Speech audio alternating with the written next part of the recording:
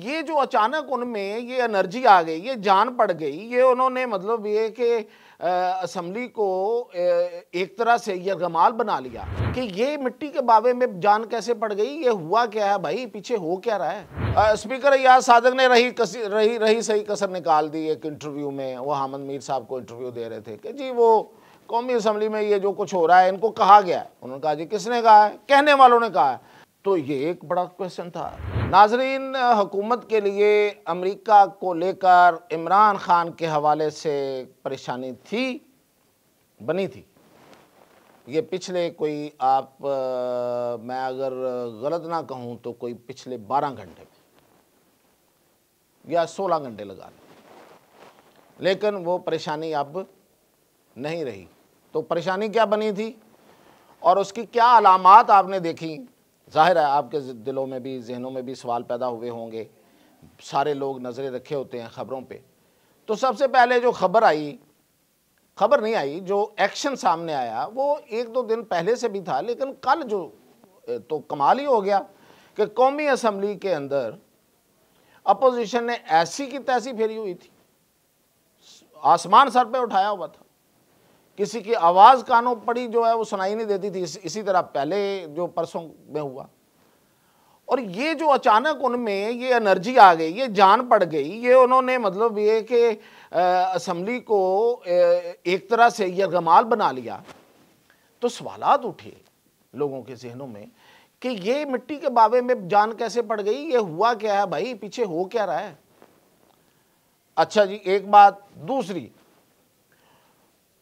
Speaker Ayyaz Sadiq ने रही सही कसर निकाल दी एक इंटरव्यू में। वो हामिद मीर साहब को इंटरव्यू दे रहे थे कि जी वो कौमी असम्बली में ये जो कुछ हो रहा है इनको कहा गया है। उन्होंने कहा जी किसने कहा है, कहने वालों ने कहा है।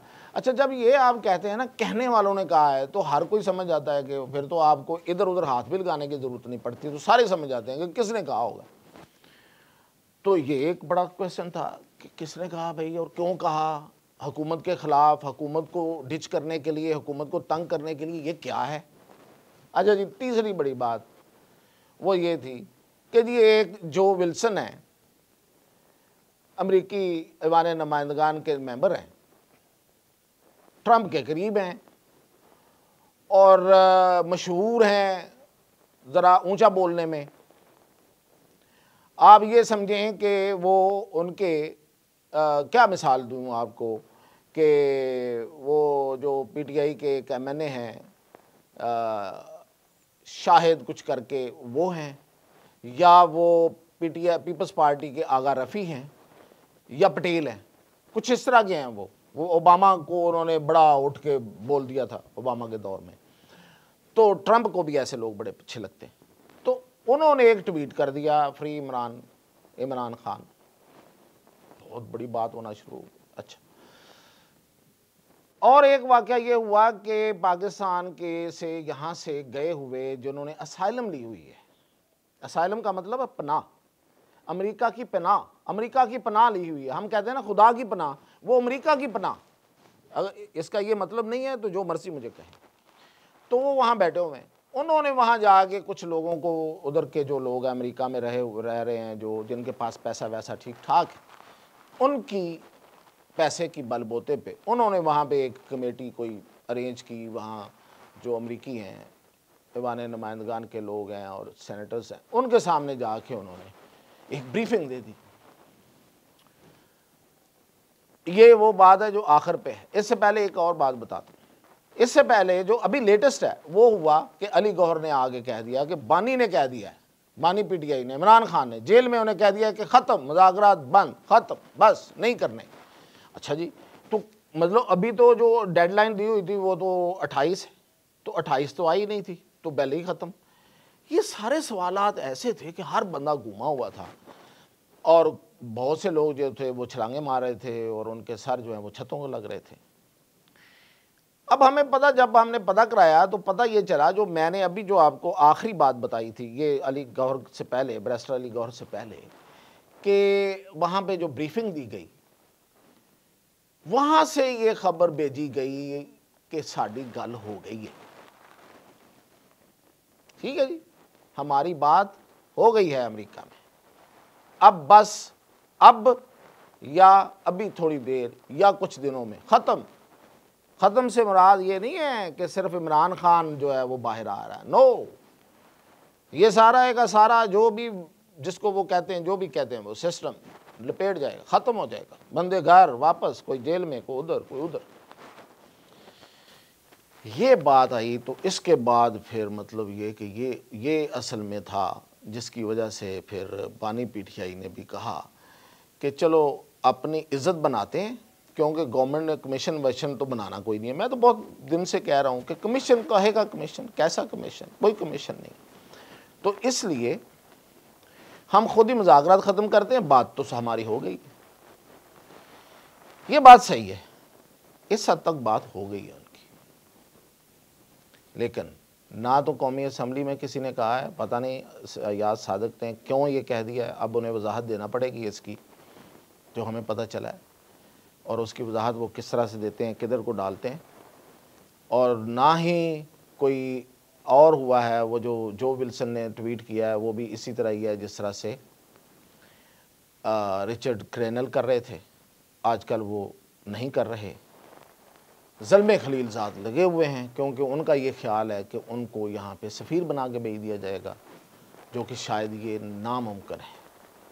इसलिए कि वो पिछली दफ़ा मैंने आपको पहले भी बताया है कि ट्रंप के करीब जाके कुछ लोगों के कान भरने में वालों में से एक हैं जिन्होंने ये कहा था कि वहाँ से जो फ़ौजी इनखला हुआ है अमेरिका का, और वहाँ पे जो हमें हज़ीमत अमेरिका को उठानी पड़ी है, क्योंकि ये अमेरिका के सफ़ीर थे वहाँ पे, तो उसकी वजह सिर्फ़ और सिर्फ पाकिस्तान। तो ट्रंप उन बातों में आ गया, और ट्रंप को जब बाद में हकीकत उसके सामने फिर वाज़ेह हुई, तो फिर उसने ये सारी बातें जो हैं वो फ़ारिग कर दी। तो उसे बिल्कुल उसके करीबी लोगों को और उनको याद है कि ये वो बंदा है जो मिसगाइड करता है। तो इस तरह के इंटरनेशनल मामलात में जिनमें बड़े फ़ैसले लेने हों, उसमें जो मिसगाइडर होते हैं उनको करीब नहीं रखा जाता। तो वो तो, लेकिन वो ट्वीट ज़रूर रोज़ एक ट्वीट करता है। तो ये सारी बातें हैं, वहाँ पे प्रेशर भी बना हुआ है, जो विल्सन ने भी किया है, अहम आदमी है, पैगाम आगे बता सकता है, बात कर सकता है, और भी बड़ा कुछ है। लेकिन अब असल खबर ये है कि इसे बराबर कर दिया गया है, यानी कि ये जो कोशिशें हुई थी या हो रही हैं, चल रही हैं, इनको काउंटर कर दिया गया, और वो काउंटर हमारे इस्लामी बरादर मुल्क ने किया।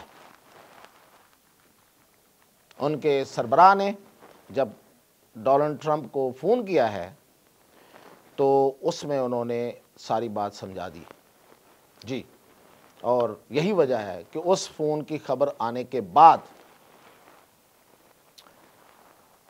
पाकिस्तान के वज़ीर आज़म का जो ख़त लिखा गया था मुबारकबाद का, उसकी खबर आई, वरना वो खबर नहीं आनी थी। ख़त तो 20 को लिखा गया, तो उसके बाद आई है कि हुण तसल्ली है। वो कहते ना साड़ी गल हो गई है, ये कहते ना हुण सानू तसल्ली। तो ये है अब तक की सूरत हाल। और वो जो इस्लामी बरादर मुल्क है सऊदी अरब, वो अमेरिका में सैकड़ों मिलियन डॉलर्स की सरमायाकारी कर रहा है। अमेरिका को और क्या चाहिए, ट्रंप को क्या चाहिए?